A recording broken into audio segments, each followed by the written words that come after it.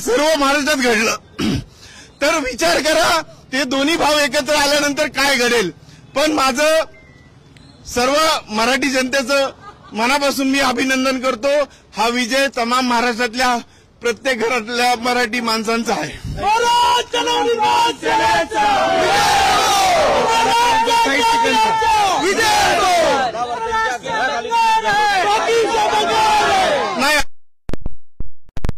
वैयक्तिक स्वातंत्र्य आहे, जल्लोष हा आमच्या मराठी माणसांचा विजयाचा आहे। त्याच्यामुळे आम्हाला कुठे साजरा करायचा आणि आम्ही अशा डेंगावरती लोकांना आम्ही काय घाबरत नाही। आम्ही जल्लोष कुठेही करू शकतो।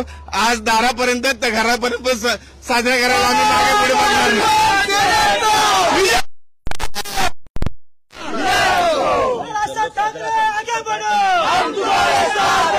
या ठिकाणी आंदोलन नाहीये, हा जल्लोष मुळात आम्ही इथे करण्याचं कारण एवढंच आहे की अशा कानफट्या लोकांना हा समज देण्याचा हा इशारा आहे आणि अशा लोकांनी डंके की चोट पर आम्हाला आव्हान देतात, तर डंकेची चोट पर आम्ही राजसाहेब ठाकरे यांचा विजय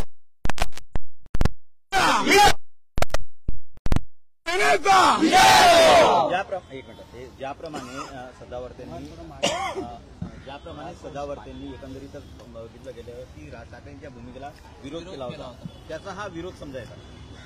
विरोध नाही, विरोधाला विरोध करणारा आमचा विचार नाहीये. आम्ही या नतभ्रष्ट लोकांच्या जे बुद्धीमध्ये जे काय साचलेलं आहे सन्माननीय राजसाहेबांच्या विषयासंदर्भात डंके की चोट पे सांगायचं आहे का? डंके की चोट,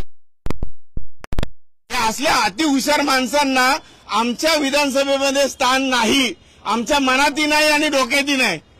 जर मनात असता तर आम्ही उचलून घेतलं असतं, पण हा माणूस आमच्या डोक्यात घुसला. राज ठाकरेंच्या मनातली काही गोष्ट सांगायची आहे का क्रिस्टल टॉवरला? क्रिस्टल टॉवरची लोक अतिशय दुःखी आहेत ह्या असल्या दळभद्री लोकांमुळे. एवढंच आम्हाला इथे सांगायचं आहे. पण आमचं आम्ही व्यक्ती स्वातंत्र्य आहे. आम्ही आम्ही विजय मिळवलाय हे आम्हाला त्याला सांगायचं आहे. बोला ताई या. महाराष्ट्र नवनिर्माण सेनेचा काय सांगाल? हा विजय संपूर्ण मराठी माणसाचा, महाराष्ट्राचा आणि प्रत्येक जो तळमळीने ज्याला वाटत होतं की हिंदी सक्ती ही नाहीशी झालीच पाहिजे, त्या सगळ्यांचा हा विजय आहे. खूप जणांनी देव पाण्यात ठेवलेले की हा मोर्चा होऊ नये किंवा हिंदी सक्ती होऊ नये म्हणून, पण आज मराठी माणसाने दाखवून दिलं की खरंच मराठी माणूस जर एकवटला तर काहीही करू शकतो. हे आता प्रत्येकाने ज्यांना वाटलं त्यांनी ते आता डोक्यात ठेवावं. 5 तारखेची तयारी कशी असणार? 5 तारखेला आता आमचे साहेब बोलतील. 5 तारखेला मोर्चा असेल नसेल मला माहिती नाही, पण आज आम्हाला एवढा आनंद झाला की शेवटी सरकारला पण राजसाहेबांच्या याला निर्णय घ्यावा लागला.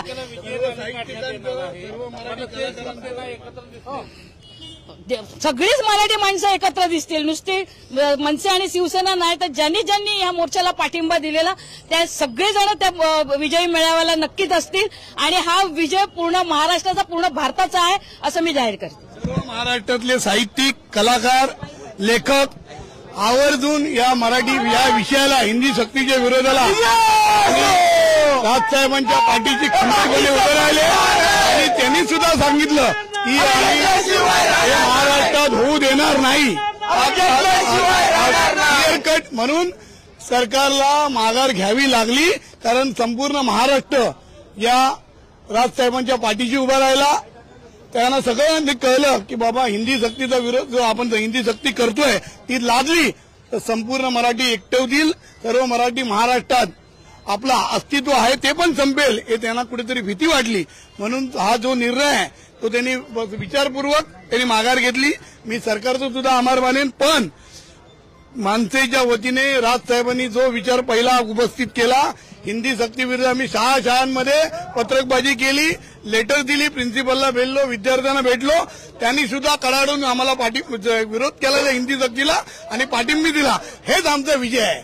आणि खरं तर आम्हाला सगळ्यांना सांगू इच्छितो की महाराष्ट्राच्या मुख्याध्यापक जे आपले शाळेतले मुख्याध्यापक असतील, शिक्षक असतील किंवा पीटीए पॅरेंट्स वगैरे असतील त्यांचाही मोलाचा वाटा होता या विजयासाठी आणि हे निश्चितच आहे त्यांच्यामुळेच घडलेलं आहे. जय हिंद, जय महाराष्ट्र. धन्यवाद. महाराष्ट्र नवनिर्माण सेनेचा राजसाहेब बंगारे, बाकीचा बंगारे, राजसाहेब बंगारे, बाकीचा बंगारे. बोलतो देणार नाही, घेतल्याशिवाय राहणार नाही. कोण बोलतो घेणार नाही, घेतल्याशिवाय राहणार नाही. राजसाहेब बंगारे, बाकीचा बंगारे. महाराष्ट्र नवनिर्माण सेनेचा सन्माननीय राजसाहेब ठाकरे आगे बढ़ो, हम तुम्हारे साथ हैं. सन्माननीय राजसाहेब ठाकरे आगे बढ़ो, हम तुम्हारे साथ हैं. महाराष्ट्र नवनिर्माण सेनेचा मनसे मनसे एक नारा दिल से, मनसे मनसे महाराष्ट्र नवनिर्माण सेनेचा विजय हो, महाराष्ट्र नवनिर्माण सेनेचा विजय हो. राजसाहेब ठाकरे आगे बढ़ो, हम तुम्हारे साथ हैं. राजसाहेब ठाकरे आगे बढ़ो, हम तुम्हारे साथ हैं.